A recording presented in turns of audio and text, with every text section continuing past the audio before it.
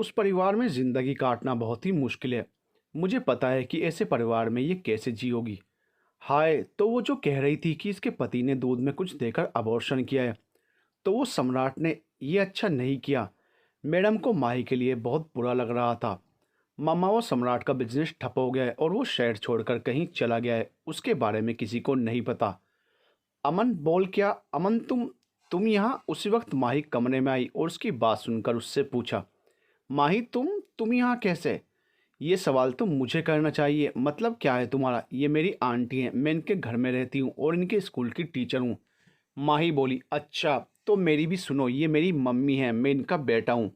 मुझे फ़ोन करके बुलाया गया है। अमन बोला, सच्ची कमाल हो गया, ये दुनिया कितनी छोटी है, मैं इतनी दूर आई भी तो तुम्हारे घर। माही बोली, सच में दुनिया बहुत ही छोटी है। मैडम माही की ओर देखते हुए बोली, अमन, तुम सम्राट के बारे में क्या बता रहे थे? वो दिवालिया हो गया था, फिर कहीं चला गया, उसके बड़े भैया को हार्ट अटैक हुआ और उसकी डेथ हो गई। अमन ने बताया। माही एकदम सुन हो गई। जहाँ बैठी वहीं बैठी सोच रही थी कि सम्राट कितना परेशान होगा। मुझे उसके पास होना चाहिए था। अब बैठकर सोचने न लग जाना। कहाँ गया है? वापस आ जाएगा, चिंता मत करो। अमन ने उसे समझाया। उसे पता था कि वो क्या करेगी। ऐसा करो माही, तुम अमन के साथ घर चली जाओ, ये भी सफ़र से थका हुआ है, सुबह आ जाना। मैडम बोली, आंटी जी राखी चली जाएगी, मैं यहीं रुकती हूँ। माही बोली। फिर वो वहीं रुक गई। अमन राखी के साथ घर चला गया। सम्राट ने अपनी खिड़की से अमन को कार से उतरते देखा। वो हैरान होकर अमन को देखता रहा। ये इस घर में क्या कर रहा है? कहीं माही इसी के साथ तो नहीं आई यहाँ?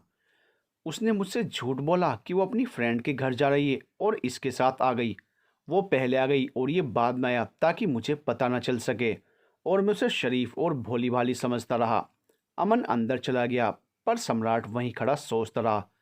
सम्राट को सारी रात नींद नहीं आई। जिस माही के लिए वो सब कुछ समेटकर यहाँ आ गया था, वो किसी और के लिए मुझे छोड़कर यहाँ आ गई। मुझे ये बात पहले ही समझ लेनी चाहिए थी। आखिर क्यों उसने मेरे साथ ऐसा क्यों किया? शायद मेरे लिए उसका प्यार मेरे लिए उसकी नफरत से हार गया होगा, इसलिए उसने मुझे छोड़ दिया। अमन ने अपना कमरा खोला। कमरा साफ किया हुआ था। सामने ही माई की बनाई हुई पेंटिंग लगी थी। उसे याद आया कैसे सम्राट ने वो फोटो उसे दे दी थी। उस वक्त वो माई के साथ भी ठीक था। अमन सोच रहा था कि सम्राट इतना भी बुरा नहीं है। उसके साथ जो भी हुआ उसने उसे बुरा बना दिया। राखी ने उसे खाना खिलाया और अपने घर चली गई। अमन बहुत थका हुआ था। वो लेटते ही सो गया। अमन के लाइट बंद करते ही सम्राट ने देखा कि उस घर में लाइट बंद हो गई है। तो उसने माही को फ़ोन किया। हेलो, आंटी जी कैसी हैं? हाँ जी ठीक है, अभी सो रही हैं। माही बोली, आपके घर में एक लड़का आया है, वो कौन है? अरे वो मैडम का बेटा है। राखी ने फ़ोन किया था कि मैडम बीमार हैं तो आया है। ओ, वो कार रुकी तो मुझे लगा शायद आंटी की छुट्टी हो गई है। जब उसे देखा तो आपसे पूछ लिया। जी अच्छा किया, शुक्रिया। आप ये शुक्रिया शब्द कुछ ज़्यादा ही इस्तेमाल नहीं करती, हर बात में शुक्रिया कर देती हैं।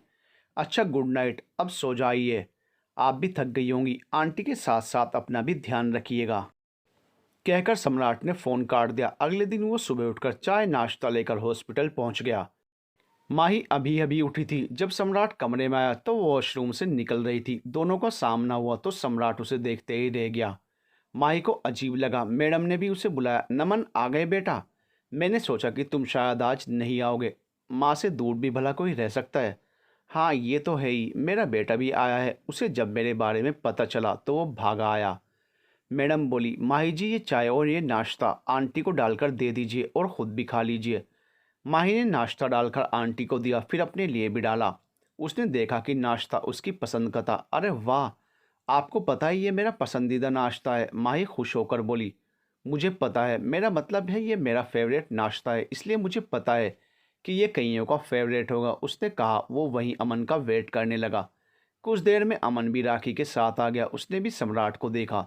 सम्राट भी उसकी तरफ देख रहा था। बेटा ये नमन है, इसने ही मुझे हॉस्पिटल पहुंचाया और इसने ही मुझे ब्लड दिया। बहुत एहसान है इसके हम पर, मैडम ने अमन को बताया। ओह थैंक यू, आप सच में काफ़ी अच्छे हैं। आजकल ऐसे लोग नहीं मिलते जो दूसरों की हेल्प करते हों। जी थैंक यू की क्या बात है, जैसी आपकी मम्मी है ऐसी ही मेरी भी माँ है। फिर डॉक्टर अंदर आए तो उन्होंने सबको बाहर निकाल दिया। वो तीनों राखी को अंदर छोड़कर कॉरिडोर में आ गए। अमन माही के साथ ही बातें किए जा रहा था। सम्राट को गुस्सा आ रहा था। वो पता नहीं क्यों ये सब बर्दाश्त नहीं कर पा रहा था कि माही किसी और से बात करे। वो उन दोनों के पास ही खड़ा हो गया और उनकी बातें सुनने लगा। नीता बहुत ही अच्छी है, मुझे बहुत पसंद है। मैं सोच रहा था कि मैं माँ को कैसे बताऊंगा।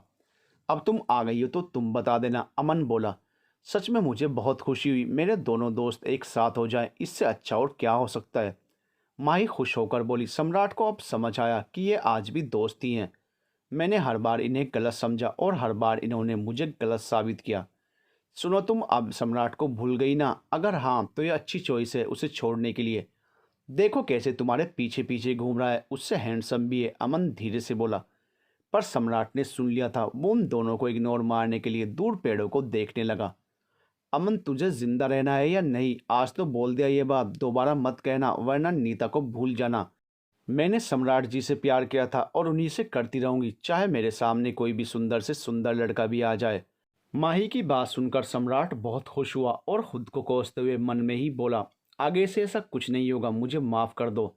नमन, वहाँ अकेले क्यों खड़े हो? हमारे पास आ जाओ, अमन ने बुलाया। सम्राट उनके पास चला गया। आप क्या करते हो? मैंने एक कंपनी शुरू की है यहाँ, फ्री टाइम में चलना, तुम्हें भी दिखा लाऊंगा। सम्राट बोला, ज़रूर चलूंगा, आज तो मम्मी के साथ हूँ, मम्मी की छुट्टी होते ही चलूंगा। माही भी चलेगी, अमन ने बोलकर माही की तरफ देखा तो वो उसे घूर रही थी। वो बोला, मैं कंपनी देखने को ही तो कह रहा हूँ, तुम इस तरह डराया ना करो। वो बोला, आप शुरू से ही ऐसी हैं या मैं ही इस लायक नहीं कि आप दोस्ती नहीं कर पा रही? सम्राट बोला, नहीं ऐसी कोई बात नहीं है, असल में मुझे स्कूल जाना है, बस इसलिए ही मना कर रही थी। किसी दिन टाइम निकाल कर चलूंगी। माही शर्मिंदा सी हो गई। अमन, तुम क्या करते हो? सम्राट ने जानबूझकर पूछा। मैं अहमदाबाद में आर्ट्स कॉलेज में पढ़ता हूँ, बस ये मेरा लास्ट ईयर है। अगर कॉलेज के बाद मेरे साथ काम करने का इरादा हुआ तो मेरे दरवाजे तुम्हारे लिए हमेशा खुले हैं, कंपनी तुम्हारी अपनी है। सम्राट ने उसके कंधे पर हाथ रखते हुए कहा। ज़रूर, बड़े भाई के पास ही आऊँगा, कहकर उसने भी सम्राट के कंधे पर हाथ रख दिया। माई खड़े होकर उन्हें देखती रही। सम्राट कुछ देर रुककर कंपनी चला गया। वो अब निश्चिंत होकर आया था।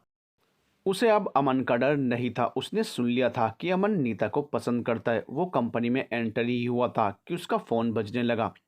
उसने फ़ोन निकाल कर देखा तो रघु का फ़ोन था। उसने फ़ोन उठाया। कमीने, तुझे अपने दोस्त की फिक्र है भी या नहीं? कल का पहुंचा हुआ हूँ, एक बार भी फ़ोन करके हाल चाल नहीं पूछा। सब मुझे ही करना पड़ता है, दोस्ती सिर्फ मैंने ही की है। ठीक है, अपनी कार रख अपने पास, मुझे नहीं चाहिए। तेरी दोस्ती तो अपने पास रख। वो थोड़ा गुस्से में था। ठीक है बाबा, सॉरी, वो असल में यहाँ अमन आ गया था। पता है, जिसके घर माही रह रही है वो अमन की माँ है। क्या? फिर कहीं माही उसके कारण तो वहाँ नहीं आई? मुर्दा बोले कफन फाड़े, बेवकूफ़, वो मेरा मतलब सम्राट की वाइफ है और सिर्फ उसे ही प्यार करती है। मैंने दोनों की बातें सुन ली थी, उन्हें सच में नहीं पता था। और दूसरी बात, वो उस नीता से प्यार करता है। उसने माही से कहा है कि वो उसकी माँ से उसकी और नीता की बात करेगी, समझे? अच्छा, यहाँ पर भी कुछ अच्छा नहीं है। तेरे पापा लकी को कंपनी ले गए। वो अर्जुन से कह रहे थे कि वो तेरे पापा हैं, इसलिए ये कंपनी उनकी है। अब अभी क्या कर सकता था? उसने उन्हें कंपनी में आने दिया। अब वही कंपनी संभाल रहे हैं, लेकिन राइट्स अभी भी अभी के पास हैं। रघु ने सारी बात कह सुनाई। ठीक है, उन्हें करने दो, जब तक सब कुछ पता नहीं चलता उन्हें कुछ नहीं कहना। हाँ सच, अब कार तो तूने लेनी नहीं है तो तू चाबी अभी को पकड़ा देना, दोस्ती तो है ही नहीं। सम्राट ने उसे छेड़ते हुए कहा। यार कमाल करता है तू भी, क्या एक दोस्त दूसरे दोस्त से इतना भी गुस्सा नहीं कर सकता? चल फ़ोन रख, कहकर उसने फ़ोन बंद कर दिया। सम्राट के चेहरे पर स्माइल आ गई। उसने मुस्कुराते हुए सिर इधर उधर मारा और धीरे से बोला, ये नहीं सुधर सकता। सम्राट रोज़ कंपनी आने से पहले और छुट्टी के बाद हॉस्पिटल आ जाता था। अमन ने उसे माही को प्यार भरी नज़रों से देखते देखा था तो वो अक्सर माही को अकेले में छेड़ता। आज मजनू नहीं आया? टाइम तो कब का हो गया, थोड़ा तो ख्याल रखना चाहिए, कोई वेट कर रहा होता है। माही भी उसे मजाक में लेती और उसे डांटते हुए कहती, ठीक है फिर रांझा भी अपनी हीर को भूल जाए। मैं भी बात नहीं करती, उसमें ये चलता ही रहता। मैडम अब काफ़ी ठीक हो गई थी, डॉक्टर ने उन्हें छुट्टी दे दी। अमन उन्हें घर ले आया। राखी ने इमली के साथ मिलकर घर की सफाई कर दी थी। अमन उन्हें उनके कमरे में ले गया। माही ने उनके लिए खिचड़ी बनाई।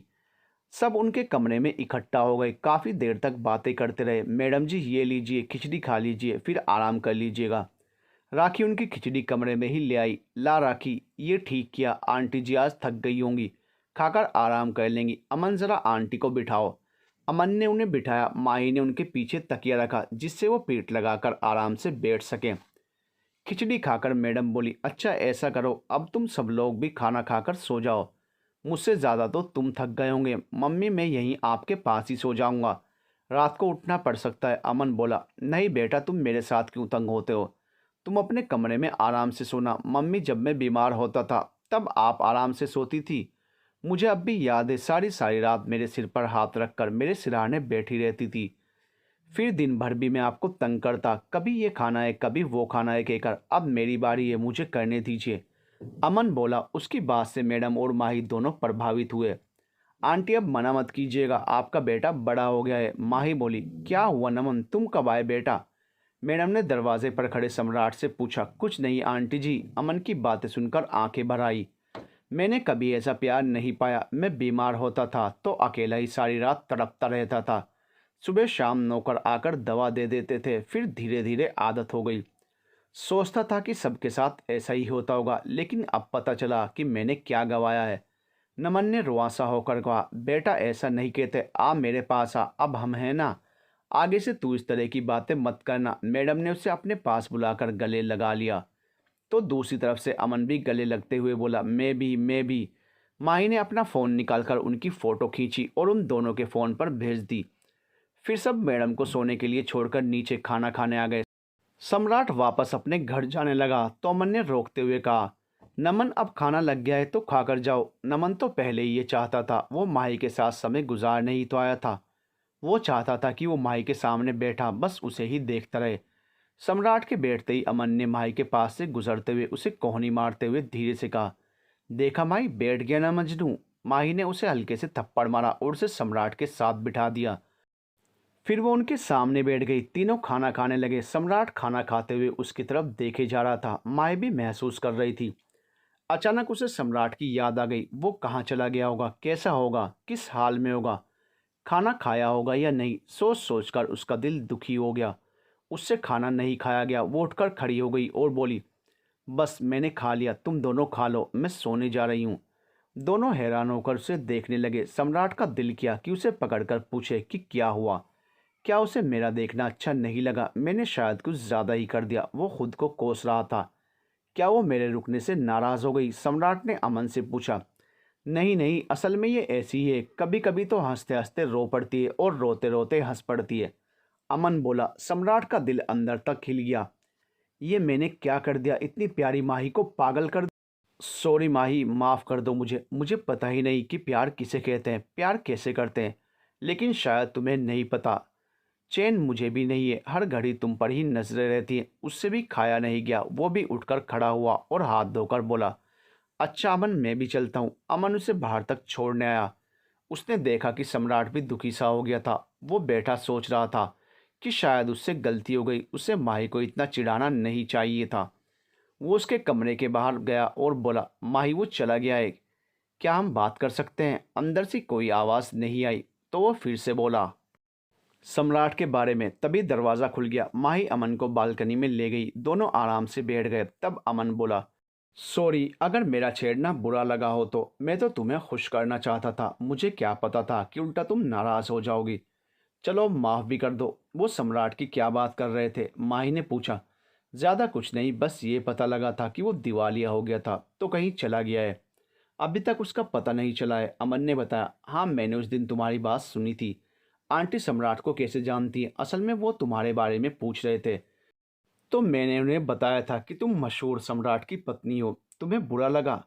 नहीं कोई बात नहीं, मैंने वैसे तो सब कुछ आंटी को बता दिया था, बस उसका नाम नहीं बताया था।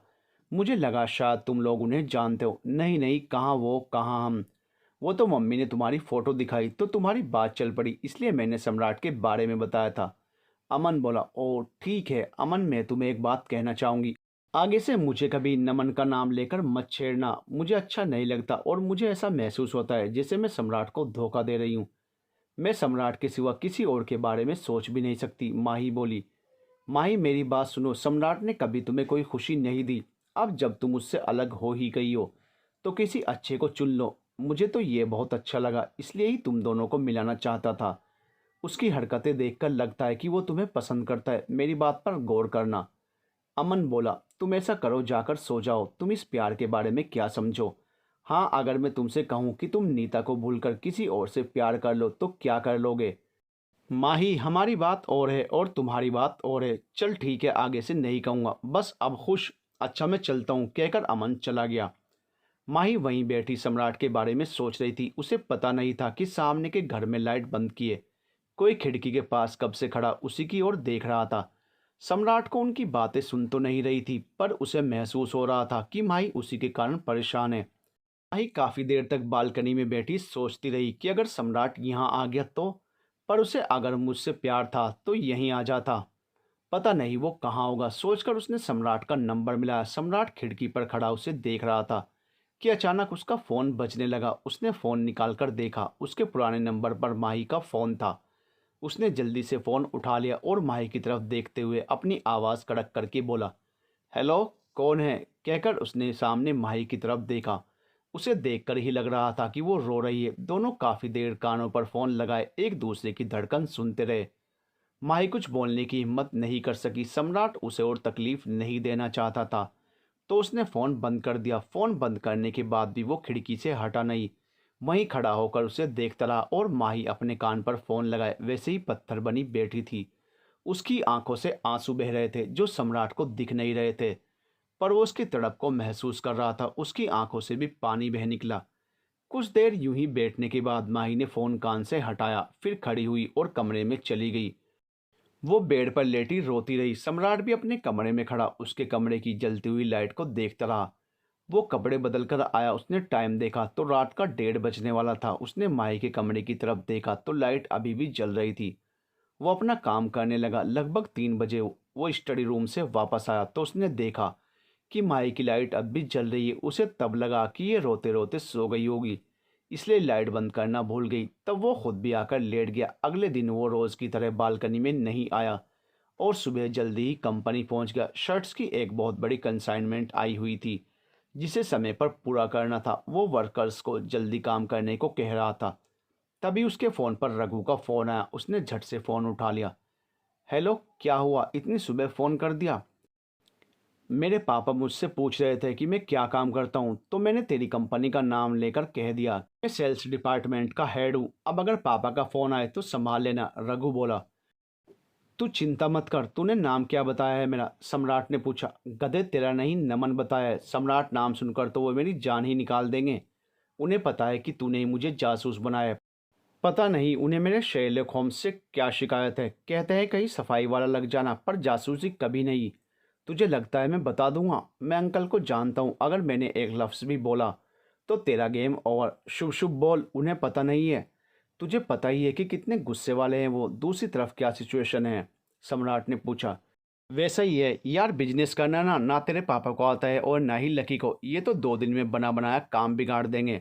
सुन, तू अभी के साथ मिलकर सब सेट करते रहना। कैसे करना है तुझे मुझसे बेहतर पता है। हाँ ओके, डोंट वरी, बस मेरे पापा को संभाल लेना। कहकर उसने फ़ोन बंद कर दिया। सम्राट सोचने लगा कि ये मेरे पापा हैं तो इन्हें बिजनेस क्यों नहीं आता। शायद उन्होंने कभी इंटरेस्ट ही ना लिया हो। हाँ ऐसा ही होगा। तभी वर्कर की आवाज़ ने उसे मौजूदा वक्त में ला खड़ा किया। वो फिर से कंपनी के कामों में लग गया। माही उस दिन कुछ देर के लिए स्कूल चली गई। उसने पिछले काम निपटाए। सारे स्टाफ ने मैडम की खबर पूछी। माही बोली, अब मैडम पहले से ठीक है, हम चलें तुम्हारे साथ उन्हें मिलने? रितु मैडम ने पूछा। हाँ जी चलिए, लेकिन मैडम कह रही थी कि आप लोग दो दो के ग्रुप में आ जाना, ताकि पीछे स्कूल में बच्चों को दिक्कत ना हो। स्कूल का काम नहीं रुकना चाहिए। ठीक है, हम दो दो करके ही आएंगे, टीचर्स बोले। फिर माही वापस आ गई। मैडम का घर। बेटा, सम्राट का कुछ पता चला? नहीं मम्मी, कहीं शान जगह चला गया होगा। कुछ पता लगते ही आपको बता दूंगा, अमन बोला। हाँ, उस पर बहुत तरस आता है। बचपन से उसने बस दुख ही दुख देखे हैं, कभी खुशी नहीं देखी। अब माही जैसी अच्छी पत्नी मिली, पर वो भी उसे छोड़कर आ गई। उसकी किस्मत में सुख शब्द तो भगवान लिखना ही भूल गया। कहकर वो रोने लगी। मम्मी आप क्यों रोती हो? सब ठीक हो जाएगा। देखना, एक दिन वो माही को लेने यहाँ ज़रूर आएगा। भगवान तेरी दुआ कबूल कर ले तो। उससे आगे वो कुछ नहीं बोली। उन्हें समझ ही नहीं आया कि वो क्या बोलें। तभी राखी आई। मैडम जी, माही मैडम के साथ 2 मैडम आई हैं। अमन ने जल्दी से कुर्सियाँ लाकर बेड के पास रख दी। फिर राखी से उन्हें ऊपर ही ले आने को कहा। रितु और शिवानी ही आए थे। वो आकर कुर्सियों पर बैठ गई। मैडम मेरी तो जान ही निकल गई थी। आप अपना ख्याल रखा कीजिए। ख्याल रखने को तो इतने सारे लोग हैं ही। अब शरीर का क्या करूं, बाकी उम्र भी हो गई है। और सुनाओ, स्कूल में सब ठीक रहा इन दिनों? कोई दिक्कत तो नहीं आई? मैडम ने पूछा। नहीं मैडम, सब ठीक रहा। उल्टा आपके ना होने से बच्चे ज़्यादा शांत हो गए और सब काम आपके बताए ढंग से कर रहे हैं। आपके ठीक होने की रोज़ दुआएं करते हैं। रोज़ मुझसे पूछते हैं कि मैडम कब आएगी, मैडम कैसी हैं, सभी आपसे मिलना चाहते हैं। मैं सोच रही थी कि आपकी आवाज़ में बच्चों के लिए कोई मैसेज ले जाऊं, उन्हें भी तसल्ली हो जाएगी, रितु बोली। मैडम ने बच्चों के लिए एक मैसेज रिकॉर्ड करके दिया। बच्चों में तुम्हारी बड़ी मैडम, माफ़ करना बीमारी की वजह से तुमसे दूर होना पड़ा, पर मैं जल्दी ही वापस आऊँगी। सब टीचर्स की बात मानना, खूब मन लगाकर पढ़ना। मैडम एक ख्याल आज मेरे मन में भी आया है। अब सारे बैठे हैं तो कहूँ? माही बोली। हाँ बोलो बेटा। मैडम बोली। क्यों ना हम प्रेयर के वक्त आपकी बच्चों के साथ वीडियो कॉल करा दिया करें, फिर आप रोज़ की स्पीच दे दिया करना। माही बोली। हाँ माही, ये तो बहुत ही अच्छा आइडिया है। रितु मैडम बोली। ठीक है, जैसे तुम्हें ठीक लगे कर लेना, मैडम बोली। फिर सभी इधर उधर की बातें करती रही। राखी सबके लिए चाय लाई। चाय पीने के बाद वो लोग चले गए। आज नमन नहीं आया? मैडम ने माही से पूछा। नहीं आंटी जी, काम पड़ गया होगा तभी नहीं आए। माही धीरे से बोली। चली गई आपकी टीचर्स? अमन अंदर आते हुए बोला। हाँ जी चली गई। माही उसी की टोन में बोली। बाप रे कितना बोलती है, अगर मेरी टीचर्स होती मेरा तो दिमाग ही खराब हो जाता। अमन अपना सिर पकड़कर बोला। दिमाग तो अब भी खराब है, अभी कौन सा बहुत ठीक है, कहकर माही हंस पड़ी। क्या? अच्छा जी, दिमाग खराब होगा तेरे सम्राट का, मेरा क्यों हो? अच्छा सम्राट का भी क्यों हो? तेरा हो, तेरी नीता का हो, माही फ्लो में बोल गई। इसकी नीता? मैडम ने माही की तरफ देखा, फिर अमन को देखा। अमन का तो रंग ही उड़ गया, वो अपनी जगह जम गया और माही की तरफ देखने लगा। वो आंटी, मैंने यूं ही फ्लो में कह दिया, असल में नीता वहाँ मेरी फ्रेंड थी, वो अमन को पसंद करती थी, तो मैं इसे छेड़ने के लिए कह रही थी, माही ने बात बदलते हुए कहा। और क्या, बिल्कुल पागल है ये भी, अब किसी और के सामने कह देती तो क्या सोचता? अमन ने चैन की सांस लेते हुए कहा। कैसी है ये नीता? मैडम ने माही का हाथ पकड़कर पूछा। जी सुंदर है, दिल की मेरे जैसी है, गोरी चिट्टी और लंबी है, मुझसे इतनी लंबी है। पढ़ाई में भी ठीक है। अमन उसको वीडियो कॉल करे, मैंने बात नहीं की उससे। फ़ोन बदल लिया ना, इसलिए उसका नंबर नहीं है। उसने उसे इशारा किया। अमन ने फ़ोन निकालकर नीता को वीडियो कॉल की। कॉल करते ही उसने फ़ोन माही को पकड़ा दिया, कहीं वो पागल कुछ और ही ना बोल दे। कॉल मिलते ही अमन के फ़ोन पर माही को देखकर नीता बहुत खुश हुई। वो बोली। हाय माही, तू तू कहाँ चली गई थी? मैंने तो इस गधे से कहा था कि चल सम्राट के घर जाकर पूछ आए, पर इसमें हिम्मत ही नहीं है। वैसे तू इसके साथ कैसे? ये तो मनाली गया हुआ है। क्या तू मनाली है? तुझे पता तेरे पीछे अमन्ना, वो कहीं पोल ना खोल दे। तो उसे बीच में ही रोकते हुए माही बोली। तू अपनी ही सुनाई जाएगी कि मेरी भी सुनेगी? मैं मनाली आ गई थी, तुझे पता है मैं जहाँ आई वो अमन का घर है। मैं उसकी मम्मी के साथ रह रही थी। आज तेरा जिक्र चला तो मैंने सोचा तेरी भी बात करा दूँ उनसे। माही उसे इशारे से समझा रही थी कि अमन की बात न करना। फिर उसने फ़ोन को मैडम को दे दिया। नीता अपने डर को काबू रखते हुए बोली। नमस्ते आंटी जी। नमस्ते बेटा, अब आपकी तबीयत कैसी है? फ़र्क है बेटा, आप बताओ ठीक हो? कहाँ आंटी, मेरे ये ही दो दोस्त हैं। पहले माही छोड़ गई, अब ये अमन भी। ओह सॉरी, वो आपके कारण गया है, पर मैं यहाँ अकेली हूँ ना, इसलिए दिल नहीं लगता। मीता बिना सोचे ही बोल देती है। फिर तुम भी अमन के साथ आ जाती बेटा। मैं कहाँ आ सकती थी, मेरे मम्मी पापा कहाँ भेजते मुझे, और इसके साथ तो बिल्कुल भी नहीं। क्यों, क्या इतना बुरा लड़का है ये? बुरे का तो पता नहीं, लड़का ज़रूर है, उसी वजह से जाने नहीं देते। मीता मुंह बनाकर बोली। मैडम हंस पड़ी, उन्हें उसका भोलापन अच्छा लगा। अच्छा बेटा, फिर कभी आना यहाँ, अगर हम वहाँ आए तो मिलेंगे। ये लो माही से बात कर लो, कहकर मैडम ने फ़ोन माही को दे दिया।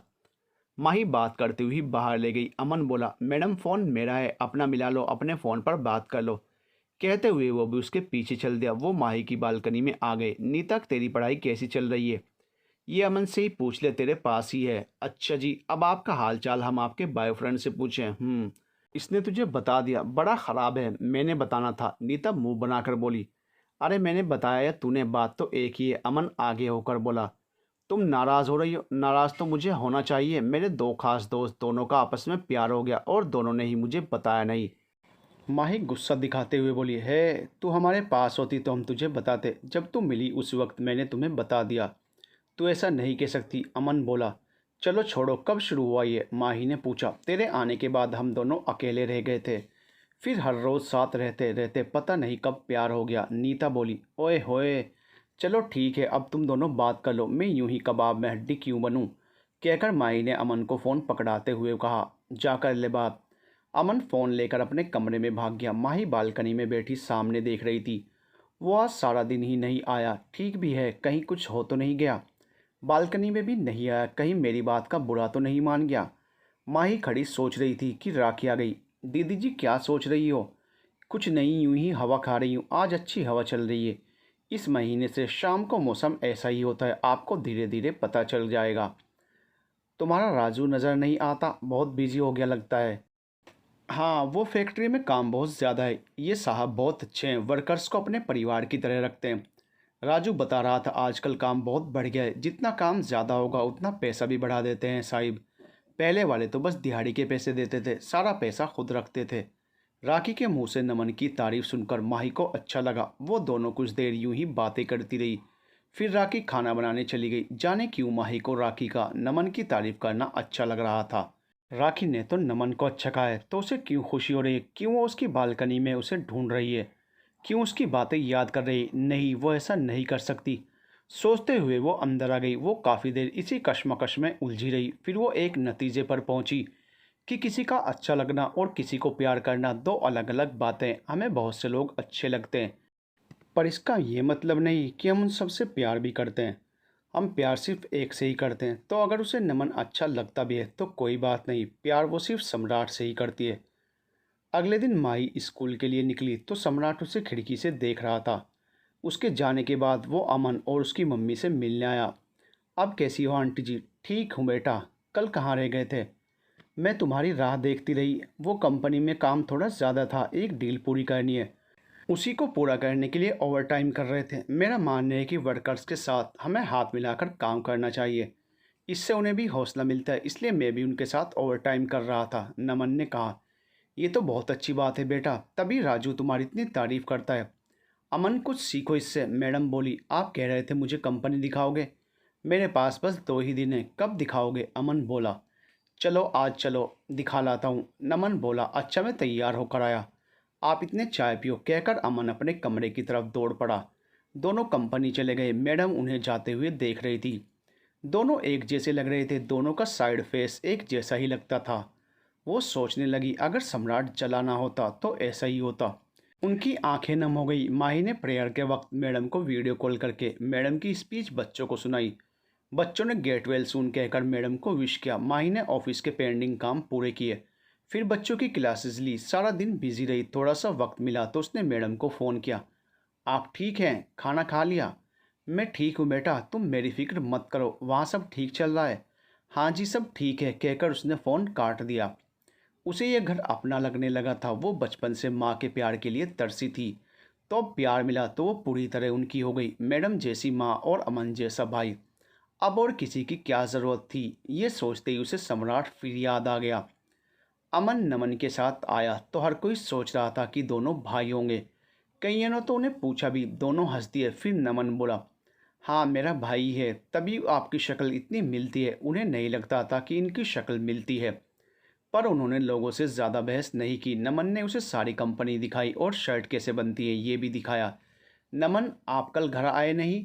क्या माही की वजह से? अरे नहीं, मैंने बताया था ना कि बिज़ी बहुत था। आपको मुझसे छुपाने की ज़रूरत नहीं है, मैंने आपकी आंखों में देखा है, आप उसे चाहते हैं। पर आपको बता दूं कि वो शादीशुदा है और अपने पति को बहुत प्यार करती है। अमन बोला, मुझे लगा ही था, वरना मेरे जैसे हैंडसम लड़के की तरफ ना देखने का कोई और रीज़न हो ही नहीं सकता था। उसका पति मुझसे ज़्यादा हैंडसम होगा, है ना? नमन बोला, कुछ कह नहीं सकता, मतलब मैंने उसे कभी नज़दीक से नहीं देखा है। कहते हैं कि उसका चेहरा आग में झुलस गया था, तब से वो अपने चेहरे पर प्लास्टिक का मास्क लगा कर रखता है।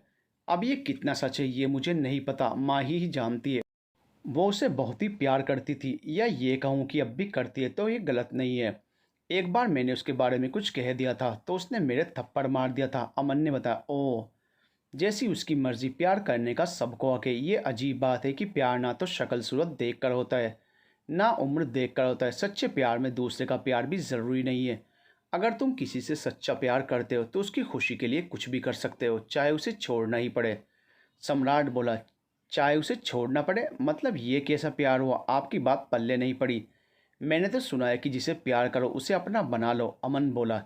यही फ़र्क है तुम में और मुझ में। मेरा सोचना है कि जिसे प्यार करते हो अगर वो तुमसे दूर रहकर खुश है तो उसे उसकी खुशी के लिए छोड़ दो। अगर तुम्हारे प्यार में ताकत होगी या वो तुम्हें प्यार करता होगा तो वो वापस आ जाएगा। सम्राट बोला, भैया आप महान हैं, आपके चरण कहाँ हैं? सच में मैं तो उसे कहीं जाने ही न दूं। अगर एक बार छोड़ गई तो दोबारा अपनाने का कोई चांस ही नहीं। अमन हंसते हुए बोला। सम्राट भी हंसने लगा। फिर कुछ देर बाद सम्राट बोला, तुम कह रहे थे कि तुम 2 दिन में वापस जा रहे हो। हाँ, पढ़ाई का नुकसान हो रहा है। बाकी मम्मी भी अब ठीक हैं और अब तुम और माही हो उनका ध्यान रखने को मैं बेफिक्र होकर जा सकता हूँ, अमन बोला। अमन, माही भी तो एग्ज़ाम दे सकती है। तुम उससे बात करके देखो कि कुछ महीनों के लिए 2 ढाई साल की पढ़ाई क्यों ख़राब करनी है। उससे कहना कि फ़ाइनल एग्ज़ाम दे दे, फिर उसे सर्टिफिकेट तो मिल ही जाएगा। सम्राट बोला, मैं कह दूंगा पर शायद वो मेरी बात ना माने। वो दुनिया में सिर्फ एक बंदे की बात मानती है और वह है उसका पति सम्राट। अमन बोला। उसकी बात सुनकर सम्राट सोच में डूब गया। कुछ देर वहां रुककर अमन वापस आ गया। शाम को जब अमन और माही बैठे बातें कर रहे थे तब अमन बोला, माही तुम फाइनल एग्ज़ाम दोगी? क्या करना है? किसके लिए करूं? क्यों करूं? यहाँ ठीक है, स्कूल के काम कर रही हूँ, आंटी के साथ दिल भी लग गया, ज़िंदगी अच्छी गुजर रही है, माही ने कहा। अमन ने भी दोबारा कुछ नहीं कहा। माही अपनी बालकनी में आकर बैठ गई। वो अमन की बात सोचने लगी। वो उस शहर में दोबारा नहीं जाना चाहती थी। वो पढ़े किसके लिए? जिसके लिए जीना चाहती थी, कुछ करना चाहती थी। जब वही दूर हो गया तो पढ़कर क्या करना है? कितना प्यार किया था उसे। उसने एक बार भी रुकने को नहीं कहा। अगर मुझे रोकता तो मैं रुक जाती। बेशक मुझे गुस्सा था कि उसने मेरे बच्चे को मारा है, लेकिन अगर वो मनाता तो मैं मान जाती। एक बार जताते तो सही, आपको भी हमसे प्यार है, एक बार हमें बताते तो सही। मानने को तो मान जाते हम, एक बार हमें मनाते तो सही। उसने खुद को ही शेर सुनाया। फिर सम्राट को याद करने लगी। अगली सुबह फिर नमन माही के जाने के बाद आया। वो आंटी से मिलकर वापस जा रहा था कि अमन मिल गया। नमन, मैंने कल माही से एग्ज़ाम की बात की थी पर वो नहीं मानी। कहती है मैंने पढ़कर क्या करना है। बहुत ही ज़्यादा दुखी लगी। चलो हमने कोशिश की, मर्जी है उसकी, अब वो माने या ना माने, हम क्या कर सकते हैं, कहकर नमन चला गया। दिन गुजरने लगे। अमन वापस चला गया था। फाइनल एग्ज़ाम आने वाले थे। तब एक दिन उसने माही को बालकनी में बैठा देखा तो उसने सम्राट के नंबर से माही को फ़ोन किया और सामने बैठी माही की तरफ देखता रहा। माही ने नंबर देखा, फिर फ़ोन उठा लिया। वो बोला, माही कैसी हो? माही कुछ नहीं बोली। तो वो फिर से बोला, क्या अब तक नाराज़ हो मुझसे? वो फिर भी नहीं बोली। उसने देखा कि वो रो रही थी। उसका दिल भी भर आया, पर उसने खुद पर काबू रखा। नहीं बोलना तो ना बोलो, मेरे लिए यही काफ़ी है कि कम से कम तुम मेरी बात तो सुन रही हो। अच्छा ये बताओ, दिल लग गया क्या? मैं भी पागल हूँ, दिल तो लग ही गया होगा। तुम अच्छी लड़की हो, तुम्हें तो सब अच्छे ही मिलेंगे। मुझे याद तो बिल्कुल नहीं करती होंगी। देखो, रोना नहीं। मैंने तुम्हें इसलिए नहीं छोड़ा कि तुम रो, बल्कि इसलिए छोड़ा था कि तुम खुश रहो। तो वो फिर चुप होकर उसे देखता रहा। उसने देखा कि माही ने अपने आंसू साफ कर लिए थे। उसे कुछ और हौसला हो गया। वो बोला, माही अगर तुम मुझे प्यार करती तो मैं तुम्हें कभी नहीं छोड़ता, पर मेरे लिए जो तुम्हारे दिल में प्यार था वो अब नफरत बन गया था और तुम बदी बदी महसूस कर रही थी, इसलिए तुम्हें छोड़ा। पर इसका ये मतलब नहीं कि मैं तुम्हें प्यार नहीं करता। मैं तुम्हें और सिर्फ तुम्हें प्यार करता हूँ और मरते दम तक करता रहूँगा। तुमसे एक रिक्वेस्ट है, तुम अपने फाइनल एग्ज़ाम ज़रूर देना। अगर तुम्हें लगता है कि उस शहर में आने से मैं तुम्हें तंग करूँगा तो मैं वादा करता हूँ जब तक तुम नहीं चाहोगी तब तक मैं तुम्हारे सामने नहीं आऊँगा। अच्छा अब जाओ, सो जाओ, गुड नाइट, कहकर सम्राट ने फ़ोन बंद कर दिया। माही बैठी रही और सम्राट भी उसे देखते हुए कमरे की खिड़की पर खड़ा रहा। काफ़ी देर बाद माही उठी और अंदर चली गई। तब सम्राट भी मुड़ा तो वो लड़खड़ा गया। इतनी देर खड़े खड़े उसकी टांगें सो गई थी तो वो वहीं कुर्सी पर बैठ गया। उसके दिल को तसल्ली थी कि कुछ भी हो आज उससे दिल की बात तो कह दी। दूसरी तरफ माही भी बहुत खुश थी। सम्राट ने उससे कहा कि वो उसे प्यार करता है और मरते दम तक करता रहेगा। वो बार बार ये बात सोचकर खुश हुए जा रही थी। उसने अमन को फ़ोन किया। अमन ने नाम देखते ही फ़ोन उठा लिया और बोला, वाह, आज सूरज किस तरफ से निकला था, मैडम ने खुद ही फ़ोन कर लिया। अमन, में सोच रही थी कि मैं एग्ज़ाम दे दूँ, तुम फॉर्म भरवा देना, मैं ज़रूर डॉक्यूमेंट्स फ़ोन पर भेज दूँगी। वो बोली, आप बताएंगी कि आपके चक्षु किसने खोले? हमारे कहने पर तो आप मानी नहीं थी, कहीं वो आपका सुंदर सा पड़ोसी तो नहीं? अमन अभी भी मजाक में उसे छेड़ते हुए बोला। अमन, तुम्हें कितनी बार कहा इस तरह मजाक मत किया करो, मैं उसकी बात क्यों मानूंगी। वो तो सम्राट का फ़ोन आया था, उसने कहा कि वो शहर से दूर रहेगा। मैं जाना चाहूँ तो जा सकती हूँ, इसलिए कह रही हूँ। माही बोली, ओह तो सुप्रीम कोर्ट से ऑर्डर हुए हैं। मैं भी कहूँ कि तुम ऐसे किसी की बात मानने वाली तो हो नहीं। और क्या कह रहा था वो? उसने बताया कहाँ है वो? क्या कह रहा है? ठीक भी है, अमन ने चिंता में पूछा। वो भूल ही गया था कि माही शक करेगी कि वो किस हक से पूछ रहा है। माही ने ये सब सोचा ही नहीं। वो कुछ देर चुप रही, फिर बोली, अमन में कुछ नहीं बोली, वो ही सब कुछ बोलता रहा। उसने एक दो बार मुझे कहा कि कुछ तो बोलो। मैं जब भी नहीं बोली तो वो खुद अपनी सुनाता रहा। उसने कुछ नहीं बताया कि वो कहाँ है, कैसा है। उसने बस मुझे कहा कि वो मुझे प्यार करता है और सारी उम्र करता रहेगा। जब तक मैं नहीं चाहूँगी वो सामने नहीं आएगा। मैं बुलाऊंगी तो वो आ जाएगा, उसने अमन को बताया। ठीक है, फिर उसे बुला लो और दोनों मिल जाओ, हैप्पी एंडिंग, अमन खुश होकर बोला। नहीं अमन, ऐसे नहीं, कहने भर से कोई प्यार नहीं होता। प्यार दिखना चाहिए, महसूस होना चाहिए। जब मुझे महसूस हो जाएगा कि वो मुझे प्यार करता है तब मैं मानूंगी, माही बोली। भाई तुम्हारा तुम ही जानो। ठीक है, तुम डॉक्यूमेंट्स भेज देना। मम्मी ठीक है? हाँ ठीक है, अब सो गई हैं। ओके ठीक है, गुड नाइट, कहकर उसने फ़ोन बंद कर दिया। फिर माही गुनगुनाती हुई सो गई। अगले दिन सम्राट कंपनी में बैठा था कि रघु का फ़ोन आया। उसने जल्दी से उठा लिया। हेलो, कैसे हो? तेरे ही काम में बिजी हूँ यार, तेरे परिवार का कुछ समझ नहीं आ रहा। तेरी बुआ और वो कमल किशोर भी वापस आ गए हैं। वो उस घर में नहीं रहते, अलग रहते हैं। पर सारा खर्चा तुम्हारे पापा कर रहे हैं। वो लकी को भी बिगाड़ रहे हैं। बिजनेस के नाम पर पता नहीं क्या क्या कर रहे हैं। उन्हें किसी काम से कोई मतलब नहीं है, सिर्फ पैसे से मतलब है। अर्जुन बेचारा बड़ी मुश्किल से हैंडल कर पा रहा है। रघु ने सारी सिचुएशन बता दी। देखो मैं आने की कोशिश करता हूँ, उस ओम की छुट्टियाँ ख़त्म करानी ही पड़ेंगी, कहकर उसने फ़ोन बंद कर दिया और ओम को फ़ोन किया। हेलो सर, और कितनी छुट्टियां मनाने का इरादा है? जितनी जल्दी हो सके कंपनी पहुंचो, मैं वहां से दूर हूं पर जल्दी ही आ जाऊंगा। अब सम्राट निश्चिंत हो गया कि कल से वहां ओम आ जाएगा तो उसके काम का बोझ कुछ हल्का हो जाएगा। नीता और अमन माही को नोट्स भेजते रहते थे। वो अपने एग्ज़ाम की तैयारियां ज़ोरों से कर रही थी। अब एग्ज़ाम को भी सिर्फ कुछ ही दिन रह गए थे। मैडम अब ठीक हो गई थी और स्कूल भी जाने लग गई थी। माही ने उन्हें पहले ही बता दिया था कि उसने एग्ज़ाम के लिए 2 महीने की छुट्टी ली थी। उसने नीता से बात कर ली थी। इस दौरान वो नीता के घर में ही रहेगी। नमन तकरीबन रोज़ ही मैडम को मिलने आता था, तो मैडम से उसे माही की सारी रिपोर्ट्स मिल जाती थी। उसने भी अगले महीने बिजनेस के सिलसिले में अहमदाबाद जाना था, तो मैडम उससे बोली, बेटा माही ने भी एग्ज़ाम देने वहीं जाना है। मुझे उसे अकेले भेजने में डर लगता है, इसलिए इसे तुम अपने साथ ले जाना, मुझे तसल्ली रहेगी। बाकी वहाँ ही अपनी फ्रेंड के घर में रहेगी। कोई बात नहीं आंटी जी, मुझे तो कोई दिक्कत नहीं है। माही को बुरा ना लगे तो? सम्राट बोला, नहीं मुझे बुरा क्यों लगेगा, आप भी हमारी फैमिली हैं। मैं आपके साथ सुरक्षित महसूस करती हूँ तो आपके साथ चलूँगी। वैसे भी मैं अकेले जाते डर रही थी, अब बेडर होकर जाऊँगी, माही बोली।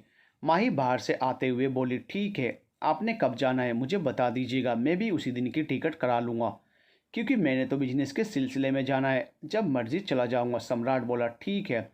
माही मैडम की तरफ बढ़ते हुए बोली, आंटी एग्ज़ाम अगले महीने की 20 से शुरू होने हैं, तो मैं इस 20 को चली जाती हूँ, जाकर उन दोनों के साथ तैयारी कर लूँगी, यही ठीक रहेगा। मैडम उसकी हाँ में हाँ मिलाते हुए बोले, ठीक है, मैं 20 की टिकट करा लूँगा। सम्राट उठकर जाते हुए बोला। उसके जाने के बाद माही ने अमन, नीता और सम्राट को मैसेज करके बताया कि वो 20 को अहमदाबाद आ रही है। उसी वक्त सम्राट का मैसेज आया। क्या इस मैसेज से मैं ये समझूं कि तुम मुझसे मिलना चाहती हो? नहीं, मैंने ऐसा नहीं कहा, माही ने लिखा। फिर क्या मतलब है इसका? सम्राट, बस फ़ोन पर बात करेंगे, मिलना नहीं है। ठीक है, जैसी तुम्हारी मर्ज़ी। उसके बाद ना माही ने कुछ लिखा ना सम्राट ने। सम्राट सामने बालकनी में खड़ा मुस्कुरा रहा था। माही लाइट बंद करके सो गई।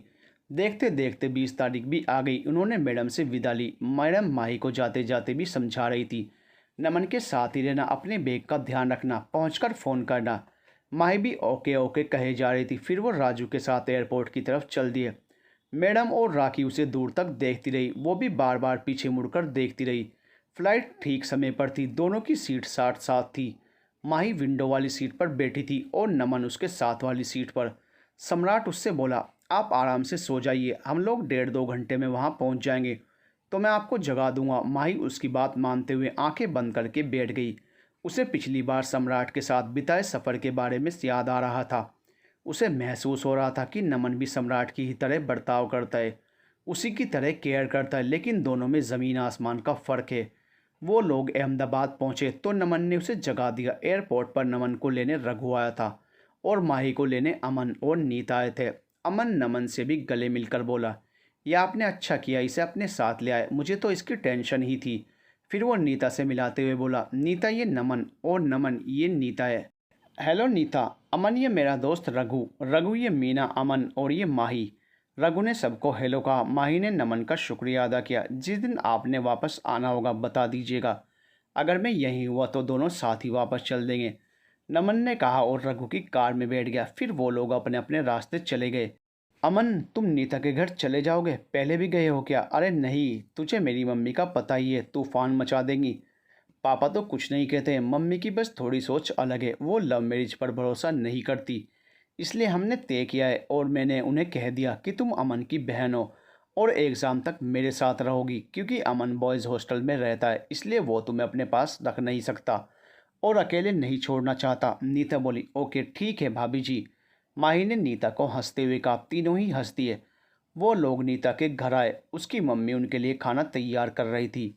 कार की आवाज़ सुनकर वो खुद दरवाज़ा खोलने आई। माही, ये मेरी मम्मी है और मम्मी ये है माही और ये उसका भाई अमन। माही ने उन्हें नमस्ते कहा और अमन ने उनके पैर छुए। जीते रहो बेटा, आज के बच्चों में ये संस्कार बिल्कुल नहीं होते। नीता, इन्हें अंदर ले जाओ बेटा। नीता दोनों को अंदर ले गई। आंटी ने नौकर से कहकर उसका सामान गेस्ट रूम में रखवा दिया। वो लोग लिविंग रूम में बैठ गए। पहले उन्होंने चाय पी, फिर खाना खाया। आंटी को माही और अमन अच्छे लगे। वो उन्हीं से बातें करती रही। बेटे, तुम्हारे मम्मी पापा? जी, मम्मी का स्कूल है मनाली में, वही संभालती हैं। ओह गुड, तभी बच्चे इतने अच्छे हैं। वो लोग फिर काफ़ी देर बातें करते रहे। फिर अमन खाना खाने के बाद वापस चला गया। वो दोनों माही के कमरे में आ गई। माही थकी हुई थी तो नीता उसे सोने के लिए छोड़कर अपने कमरे की तरफ जाने लगी तो मम्मी ने उसे बुलाया। वो मम्मी के कमरे में गई। उसकी मम्मी ने पूछा, बेटा क्या ये लोग मनाली ही रहते हैं? कितने अच्छे बच्चे हैं। हाँ जी, ये लोग मनाली ही रहते हैं। देखो बेटा, उसे किसी बात की कमी ना होने देना, ठीक है? हाँ जी मम्मी जी। अब मैं जाऊँ पढ़ने? मुझे पढ़ना है। माही थकी हुई है, वो कुछ देर रेस्ट करेगी। नीता बोली, ठीक है जा तू पढ़ ले। माही को खाने में क्या क्या पसंद है पूछकर बता देना। मम्मी, उसे आलू के पराठे पसंद हैं, उसे राजमा चावल पसंद है और भिंडी भी पसंद है।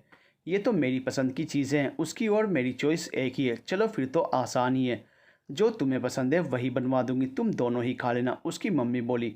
फिर नीता अपने कमरे में वापस आकर पढ़ने बैठ गई। कार में ही नमन ने खुद को सम्राट और रघु ने खुद को बंसी के रूप में बदल लिया और सीधे अपने घर पहुंच गए। सोमू दादा ने गेट खोला तो वो उसे देखकर हैरान हो गया। वो अंदर आया तो सम्राट भी उसके साथ ही अंदर चले गया। लिविंग रूम में उसके पापा और कमल किशोर बैठे शराब पी रहे थे। बुआ भी उन्हीं के पास ही बैठी हुई थी। सम्राट को देखकर बुआ के मानो होश ही उड़ गए। वो दोनों तो नशे में मस्त थे। बुआ झूठी खुशी दिखाते हुए बोली, हाय मेरा सम्राट आ गया, कैसा है बेटा तू? तेरे पीछे भैया का बहुत बुरा हाल था, उनके कारण हमें वापस आना पड़ा। ओ आप बुआ हैं, मैं तो आपको पहचान ही नहीं पाया। ये कैसे कपड़े पहने हैं आपने? आप तो हमेशा सफ़ेद साड़ी पहना करती थी। और ये कमल किशोर पापा का इतना खास कब से हो गया? ये इनके साथ बैठकर ड्रिंक कैसे कर सकता है? मैंने आपको मेरे घर और कंपनी से दूर रहने को कहा था। बंसी बुआ को बाहर का रास्ता दिखाओ। उसके कहते ही बंसी बुआ को पकड़कर बाहर निकाल लाया। असल में बुआ खुद ही जाना चाहती थी। वो सम्राट के सवालों का जवाब देने से डरती थी तो आराम से बंसी के साथ बाहर चली गई। सम्राट ने ड्रिंक करते अपने पापा और कमल किशोर की तरफ देखा, फिर अपने कमरे में चला गया। बंसी भी उसके पीछे चला गया। ये इनका रोज़ का काम है। जाने क्यों मुझे ये सब बहुत बड़ी साजिश लगती है। तेरे पापा पहले तो इतनी ड्रिंक नहीं करते थे, लेकिन अब क्यों करने लगे? कहीं बुआ का ये कोई नया जाल तो नहीं? To be continue.